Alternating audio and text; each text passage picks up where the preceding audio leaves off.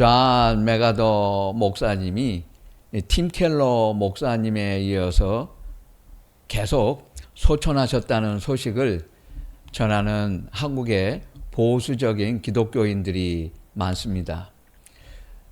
그분의 세대주의 신학만 빼고 존경해야 합니다. 세대주의 신학이란 성경을 문자적으로 해석하고 구약과 신약을 구별하는 것입니다. 구약은 신약을 완성하는 하나님의 계획이라고 보지 않습니다. 그러면 구약의 하나님과 예수님이 말씀하신 하나님은 전혀 다른 분이 됩니다. 같은 말 같아서 이상하게 들릴지 모르지만 팀 켈러 목사님은 복음적이었고 존 맥아더 목사님은 성경적이었다는 평가를 받습니다. 팀 켈러 목사님은 신구약 성경 전체 맥락에서 예수 복음을 이야기하고 존 맥아더 목사님은 신약 성경만을 중심으로 성경을 강조하기 때문입니다. 아무튼 두 분은 훌륭한 분들입니다. 훌륭한 설교가였습니다.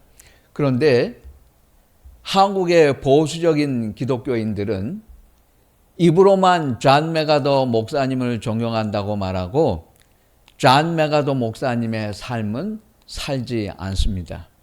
예수님을 사랑한다면 예수님의 삶을 살아야 합니다. 그래야 그리스도인입니다. 존 맥아더 목사님을 존경한다면 진심이라면 그분의 삶을 살아야 합니다. 그런데 입과 마음이 따로 노는 것, 항상 이게 바로 문제라는 겁니다. 입으로는 존 맥아더 목사님은 훌륭하다고 최고라고 칭찬하지만 사는 건 따로입니다. 그분이 원하는 대로 살지 않는 기독교인들입니다. 이것이 바로 예수님께서 가장 싫어하셨던 위선이라고 하는 것입니다. 입 따로, 마음 따로, 칭찬하는 것 따로, 사는 것 따로. 예수님은 그 무엇보다도 이것을 가장 경계하셨고 또 경고하셨습니다. 존 맥아더 목사님과 팀 켈러 목사님은 동성애는 가증스러운 죄라고 반대했습니다. 동성애를 두 분이 반대했지만 동성애를 반대했다고 해서 동성애를 반대하는 트럼프를 지지하지는 않았습니다. 두 목사님은 공화당 사람들을 만나지도 않았고 그 사람들과 만나서 사진 찍고 돌아다니지 않았습니다. 교인들에게 존 맥아더 목사님과 팀 켈러 목사님은 공화당을 강요하지 않았습니다. 오히려 반대로 말씀하셨습니다. 민주당은 미워하고 공화당만 좋아하는 크리스천은 나쁜 크리스천이라고 말씀하셨습니다. 민주당, 공화당 모두에 관심 갖지 말라고 가르쳤습니다. 그런데 존 맥아더 목사님과 팀 켈러 목사님을 존경한다면서 최고라고 말하는 한국의 보수적인 기독교인들은 두 분이 하지 말라고 한 것, 보수 정치인들의 배후 세력이 되고 있습니다. 입 따로, 행동하는 것 따로, 말 따로, 사는 것 따로입니다. 트럼프가 신앙이 좋아서 그 사람이 진실한 기독교인이라서 동성애 반대하는 거 아니에요. 그 사람 가정생활 개판입니다. 엉망입니다. 이혼 두세 번 하고 결혼하고 또 하고. 디모데 전서 성경에 있습니다. 사람이 자기 집을 다스릴 줄 알지 못하면 어째 하나님의 교회를 돌보리요. 사람이 자기 가정도 책임질 줄 모르면 어떻게 대통령 하리요. 그 뜻입니다. 트럼프는 대통령 절대 잘할 수 없습니다. 왜? 가정에서 철저하게 실패했기 때문에. 그는 공화당 표가 아쉬워서 동성애 반대하는 거지 성경 믿어서 반대하는 게 아니에요. 그래서 존경하는 두 목사님은 그런 사람하고 어울리지 않았습니다. 근데 한국 사람들은 왜 자꾸 어울리려고 합니까? 하지 말라고 했잖아요. 성경대로 하지 않습니다. 분명히 시편은 편 들라고 하지 않았습니다. 그런데 왜 자꾸 성경대로 하지 않습니까? 왜 보수적인 신학교 총장 목사가 내란죄로 재판받고 있는 대통령에게 밤중에 몰래 1,000만 원짜리 분재 나무를 선물합니까? 선물 아니잖아요. 뇌물 맞잖아요. 그렇게 떳떳한 선물이면 아침에 사람들이 볼 때 주면 되잖아요. 뒤가 구리니까 그렇게 못하는 것 아닙니까? 왜 밤중에 몰래 주고 갑니까? 그리고 거짓말해요? 압수수색 당해도 쌉니다. 동정할 거 하나도 없어요. 목사 탄압한다? 그거 아니에요. 처음부터 그런 짓 안 했으면 탄압받을 일이 없잖아요. 그 사람은 자기가 심은 대로 거둔 겁니다. 왜 목사가 모든 잘못은 부하들한테 떠넘기고 자기 혼자 살겠다고 아주 비겁하고 비열하고 혼자 별이 되겠다고 한 해병대 사단장 지켜달라고 대통령한테 전화합니까? 그 사람 압수수색 당해도 싸요. 부끄러운 일 당하기 싫으면 처음부터 그런 일 안 하면 되잖아요. 그뿐입니다. 왜 합니까? 저한테도 접촉하는 사람들이 여러 사람 있었어요. 지금도 운동하는 유명한 사람들 중에 한 사람이 목사님 줄 한 줄만 써주시면 우리 보수가 완전히 이길 수 있습니다. 저 그런 거 안 한다고 했습니다. 목사님 한 번만 와서 설교해 주시면 우리 보수가 이길 수 있습니다. 저 그런 거 안 한다고 했습니다. 그 사람들 전화 차단하고 연락도 저게 하지 못하게 했습니다. 왜 목사가 그런데 연루가 됩니까? 안 하면 되잖아요. 성경대로 하지 않고 있잖아요. 존 맥아더 목사님과 그레이스 커뮤니티 처치 교인들은 캘리포니아 교회 집합 제한 행정명령에 따르지 않았습니다. 존 맥아더 목사님은 오히려 주 정부와 공무원이 예배의 자유를 침해했다고 소송을 제기했습니다. 캘리포니아 주 대법원은 LA 카운티가 그레이스 커뮤니티 교회에게 예배를 침해한 대가로 손해배상 약 10억 원을 지불하라고 명령했습니다. 교회와 목사님은 예배를 끝까지 지켰습니다. 존 맥아더 목사님은 말씀하셨습니다. 코로나에 교회 문을 여는 것이 우리의 모습입니다. 우리는 교회입니다. 지난 8일 기나긴 코비드-19 영적 전투 끝에 나온 결정입니다. 법원이 최종 판결을 내렸습니다. 교회는 아무런 잘못이 없다고. 법원은 판결문에서 인간의 존엄성을 생각할 때 예배의 자유는 그 무엇도 제한할 수 없는 최고의 기본권이고 예배당에 모여서 드린 예배는 신앙의 본질이며 이를 인터넷 영상 예배가 결코 대체할 수 없고 정부의 집합 제한 조치는 과학적이지도 않고 비논리적이고 분명히 교회의 신앙을 침해한 것이다. 이거 세속 정부가 이렇게 판결 내려준 겁니다. 일주일 전에. 팬데믹에 6개 백화점은 감염자가 있었지만 정부는 영업을 중단시키지 않았습니다. 교회는 예배를 중단시켰습니다.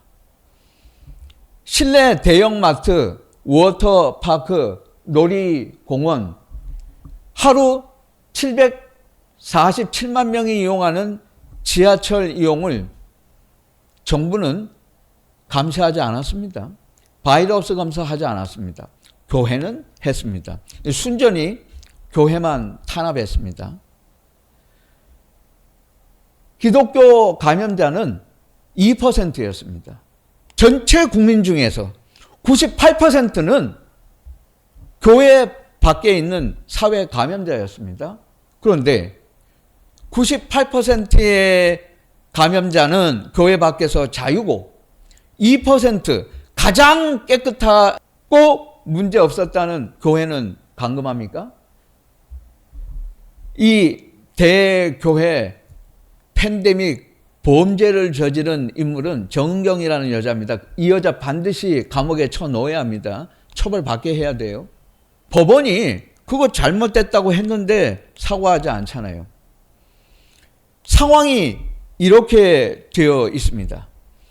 여러분, 한국의 보수적인 교회는 팬데믹에 제대로 대처했습니까? 전혀 그렇지 않았습니다.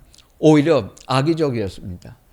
과학이, 법원이, 심지어는 좌파 정권이라고 자기들이 말한 정권에서도 교회는 잘못이 없었다라고 말했는데도 교인들 통제하지 않았습니까? 인원 제한과 춤을 춘 목사들이 교인을 통제하지 않았어요? 예배를 원하면 미지수인 백신을 맞으라고 교회가 교인들에게 협박하지 않았습니까? 세상 법정에서도 인터넷 예배는 불합리했다라고 인정을 하는데 교회가 영상 예배 교인들에게 강요하지 않았습니까? 전체 6만 5천 개의 교회 중 500개 교회 0.8%, 1%가 안 되는 교회만 현장에서 예배드렸습니다. 이런데도 지난주, 오늘도, 이번 주에도 2주째 한국의 대다수 교회는 자기들이 저지른 이 엄청난 죄를 전혀 반성하지도 않고 회개하지 않습니다. 그냥 슬그머니 구렁이 담 넘어가듯 지금 지나가려고 하잖아요. 아무 얘기 안 하고 있습니다. 이번 주에도 전혀 회개하자는 말 없어요. 분명히 인터넷 예배 잘못됐다고 법정이 판결을 내렸는데도 불구하고 코로나의 진원지가 중국인데도 불구하고 형제 교회에 뒤집어 씌우고 교회가 주범이라고 사회에 미안하다고 시키지도 않은 사과를 한 정신병 목사들, 교인들, 한교협, 한교청, 기독교 방송, YMCA, YWCA, 기윤실, 이 사람들 왜 예배를 지킨 영상 예배 하지 않은 목사, 교인, 교회들에 사과하지 않아요? 미안하다고 해야 되잖아요. 회개해야 되잖아요. 왜 회개 안 합니까? 예배는 온라인으로 보면서 온라인 예배 보고 예배당은 감염된다고 조심하던 권사가 사람이 훨씬 더 많고 위험한 양재동 코스트코에 간 건 왜 회개 안 합니까? 10명 예배당은 위험하다고 하는 집사가 4,000명 모이는 콘서트장에는 갔는데 그 안수 집사는 왜 회개 안 합니까? 교회 주보 감염은 조심하면서 식당에 가서 손님이 가득한데 거기서 메뉴판 손으로 만지작거렸던 장로는 왜 회개 안 합니까? 그거 앞뒤가 안 맞잖아요. 교회에 감염된다고 비치용 성경 금지시킨 행정명령에 잘 협조했던 목사는 그 시간에 교보문고에 가서는 많은 사람이 만지고 간 책장 넘겼어요. 그 사람 왜 회개 안 합니까? 이거 말도 안 되잖아요. 분명히 고린도전서에서 사도 바울은 그런 일 하지 말라고 했습니다. 그런데 왜 성경대로 안 지켜요? 여러분, 팬데믹 치사율이 얼마인지 알고 있어요? 2%. 독감보다 훨씬 더 치사율이 적습니다. 그러면 중세 시대에 치사율이 얼마였는지 알고 계세요? 흑사병 치사율. 흑사병으로 죽을 수 있는 가능성이 얼마였는지 여러분 알아요? 37.5배가 훨씬 더 많은 75%. 팬데믹으로 죽을 수 있는 확률은 2%. 흑사병으로 죽는 확률은 75%. 그런데 종교개혁자들이 어떻게 했을까요? 75% 죽는다고 했던 흑사병에도 아랑곳하지 않고 루터는 현장에서 예배인도 했고 설교했고 신방했고 목회했습니다. 한국 목사도 그렇게 안 했잖아. 예배당 자기들이 폐쇄하고 예배 안 드렸잖아요. 루터는 그렇게 하지 않았습니다. 루터의 친구들도 루터를 따라서 본받고 그렇게 하지 않았습니다. 루터는 그대로 신방하고 교인들 만나서 기도하고 접촉했습니다. 아무 문제 없었습니다. 오히려 그리스도인이라면 내가 죽는 한이 있어도 환자들한테 가서 기도하고 만나는 게 그게 순교하는 일이고 그게 이웃 사랑하는 길이다. 루터는 이렇게 설교했습니다. 한국교회는 반대로 하지 않았습니까? 성경대로 하지 않았어요. 그런데 회개하지 않습니다. 한국 교회에 독버섯이 자라고 있습니다. 오륜동에 있는 오륜 들어가는 교회 다니엘 기도회가 이 독버섯입니다. 이거 아주 무서운 거예요. 이거 뿌리 뽑지 않으면 한국 교회에 미래 없어요. 도대체가 여기 가도 저기 가도 교회마다 다니엘의 기도회 때문에 이거 미쳐 돌아가고 있습니다. 기어이 일 저지르고 말았잖아요. 이 다니엘 기도회가 며칠 전부터 자기 교인들하고 전국 기독교인들에게 모금하고 있잖아요. 간증하는 장소는 매번 사용하는 예배당이 아니고 어쩌다 한 번 하는 곳이잖아요. 여기에 왜 지금 돈을 모아서 2억대 십자가를 세워야 하죠? 그것하고 간증하고 무슨 상관이 있어요? 그렇게 해야 기도가 더 잘 됩니까? 왜 1,000만 원대 마이크가 필요해요? 왜 1,000만 원대 강대상이 필요합니까? 1,000만 원짜리 소나무를 왜 심어야 돼요? 1,000만 원짜리 소나무 갖다 놓으면 간증이 잘 됩니까? 기도 응답이 더 잘 돼요? 100만 원짜리 마이크 써도 그 교회보다 훨씬 더 많이 부흥한 교회 얼마든지 있어요. 왜 다니엘 센터가 따로 필요하죠? 성경에 다 있어요. 예루살렘 성전이 분명히 있다고 했는데 여로보암은 베델에다가 자기 금송아지 예배당 따로 만들었습니다. 이 교회가 지금 이 짓 하고 있잖아요. 예수님이 내 집은 교회는 만민의 기도하는 집이다. 자기 교회에서 기도하면 되는데 왜 다니엘 센터를 따로 만들어 가지고 여기서만 기도해야 하는 거죠? 거기 가면 은혜가 더 큽니까? 이거 지금 금송아지 만들어 놓고 있잖아요. 그런데 회개하지도 않고 어디서부터가 근본적으로 죄악인지 전혀 생각도 하지 않습니다. 다니엘의 기도에 어떤 사람들이 가서 간증하나요? 불리는 저지른 CCM 가수, 지금도 현재 진행형. 음주운전하는 연예인, 지금도 현재 진행형. 지금도 음주운전하고 있어요. 그런데 가서 간증합니다. 이혼 2-3번 하고 이혼 자랑하는 연예인. 간증하고 나서 저녁에 술파티 하러 가는 연예인. 이런 종류의 사람들이 간증하고 있습니다. 유명한 정치인들. 이런 사람들만 섭외하죠. 왜 그럴까요? 초등학생이 자기 생일 파티에 친구들을 초대했습니다. 그런데 미역국하고 밥밖에 안 준다. 떡볶이 없어. 피자, 치킨, 아이들이 좋아하는 거 하나도 없어요. 선물도 없고 파티에 오라. 그러면 아무도 안 갑니다. 그런데 아이돌이나 걸그룹 우리 집에 온다 그러면 옆반에 있는 친구까지 모르는 아이들까지 다 데리고 올 겁니다. 그렇죠? 왜 그래요? 그 아이들은 친구는 관심 없어요. 생일 중요하지 않아요. 왜? 연예인 보는 게 중요해. 그래서 오는 거잖아요.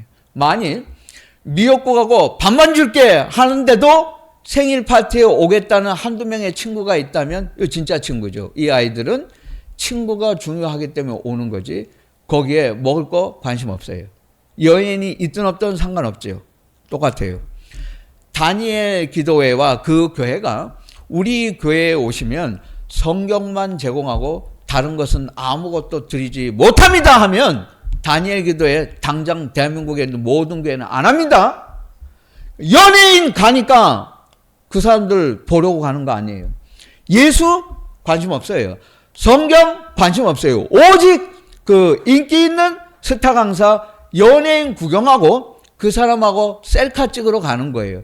이게 아주 악질적인 다니엘 기도회죠. 선동하는 거죠. 그런데 거기 몰려가는 기독교인들 한둘이 아닙니다. 그리고 간증합니다. 마틴 로이드 존스 목사님은, 이분도 한국 보수 기독교인들이 좋아하잖아요.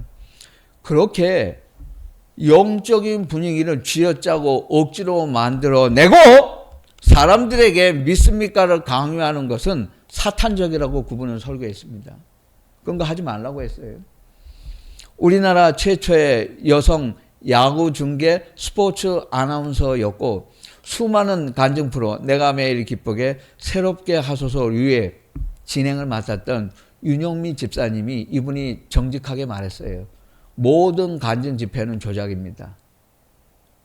자기도 그랬다고 회개했습니다. PD가 조작하지 않고는 절대로 간증을 못하게 합니다. 그분이 말했어요. 그래서 거기 나가서는 내 신앙을 절대로 말할 수 없다고. 다 PD가 연출을 하니까 다 그렇게 한 겁니다 하고 그분이 공개했습니다.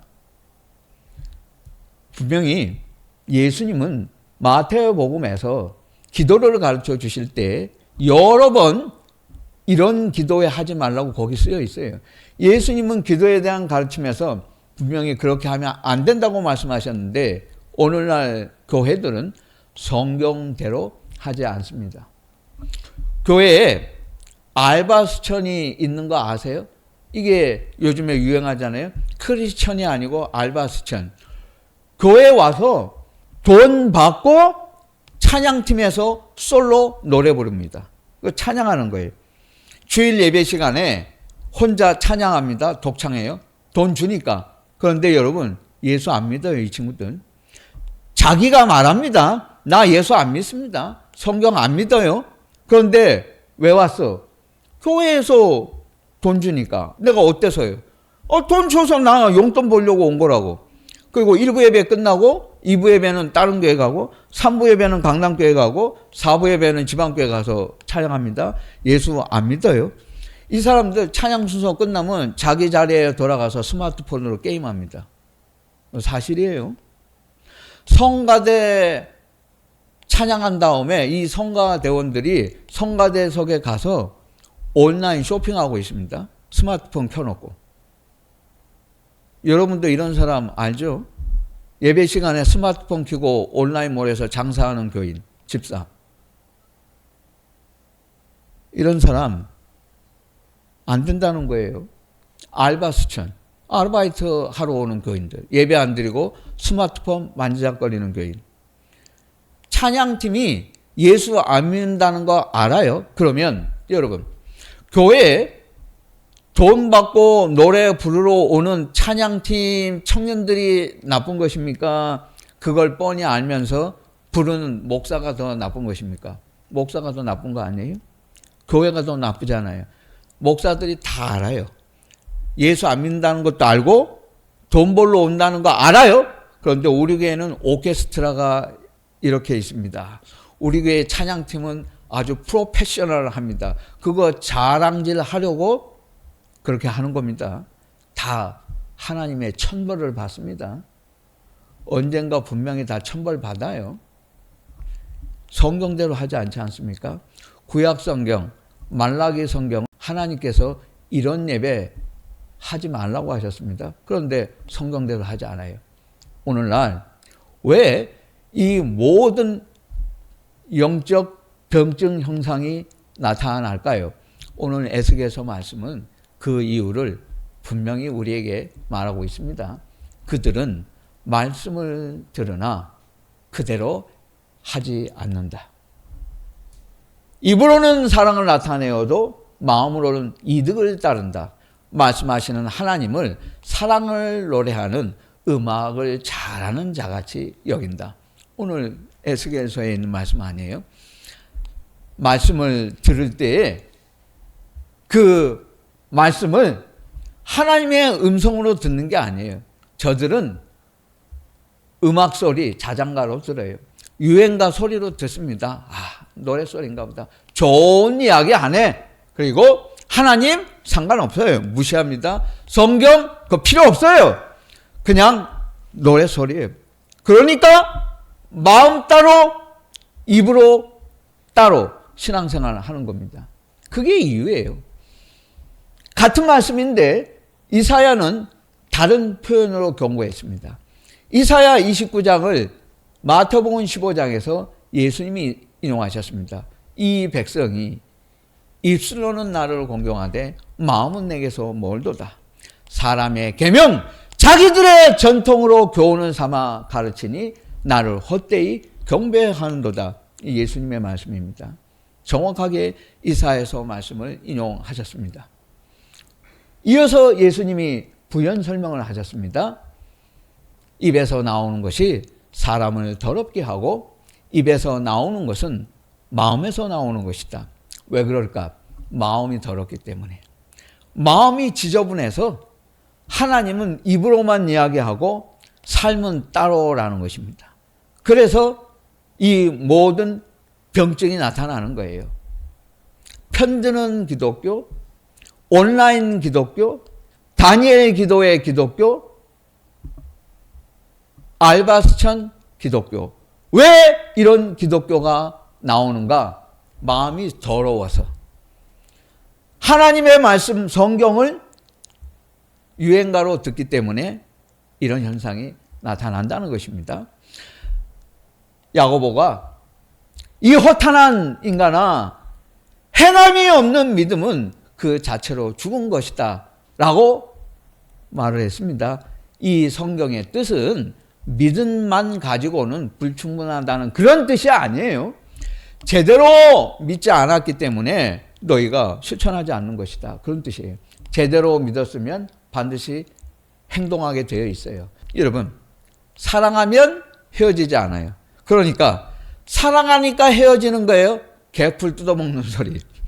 개풀 뜯어먹는 소리는 우리말 속담입니다. 내가 저 사람을 정말 사랑하면 부모가 찢어 말려도 안 헤어집니다. 결혼해요. 그런데 부모가 말리니까 헤어지고 사랑하니까 헤어진다? 그거 사랑 안 하니까 헤어지는 거예요. 제대로 사랑하면 함께하고 정말 믿으면 행동해요. 실천해요. 오늘날 많은 기독교인이 성경은 그것을 어떻게 말하는가를 나는 어떻게 느끼는가로 바꿉니다. 형제를 욕하는 자는 지옥에 간다. 마태복음 논리예요. 그런데 지금은 전투적인 교회가 필요하니까 보수 교회가 욕해도 괜찮아. 이따위로 말하는 거 이거 내 생각이고 내 감정이죠. 사감을 말하고 논리라고 합니다. 자기 느낌을 말해놓고는 성경으로 답했다고 말합니다. 그거 성경 아니잖아요. 성경은 그렇게 말하지 않았습니다.